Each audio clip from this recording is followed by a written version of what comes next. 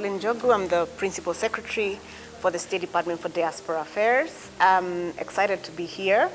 Migration, as my colleague Velma said, is at the center of what we do. There are no diasporas without dispersion, without migration.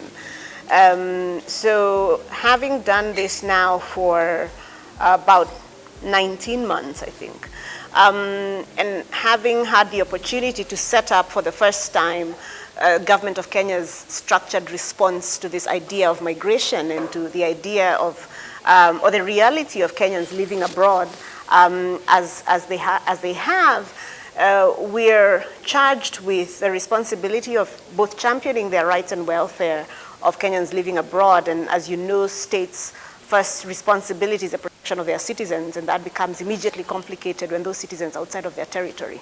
So how do you begin as a government to structure that protection, but also strategic engagement? How do you work with now 4 million from 56 million of us living abroad? What do you do with such a large part, about 8% or so of your population living abroad? How do you ensure that they are getting services?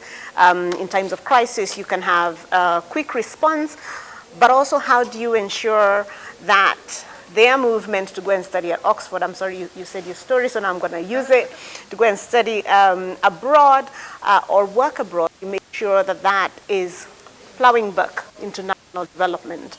My experience has been that people away from home always have left a part of their heart at home to a large extent, and they're always looking for that connection, which is why you will find many Kenyans living abroad, for example, always wear their Kenyan bracelet and that kind of thing. And this is similar for, people from everywhere. They want to have a connection with home.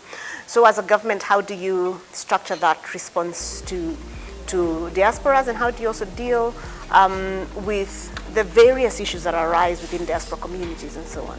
So I'm excited to be, I'm sure you'll have much more structured questions, but broadly to say that a big part of government's policy or direction is to take seriously the idea that we do have a significant sector of our population that lives outside of our borders, and we expect those numbers to grow in the next several years. We have an extremely youthful population. Migration is probably at an all-time high, and we'll continue to see that, particularly from this continent where we have a very youthful population. So how does a government or governments like ours structure themselves and to respond to that emerging?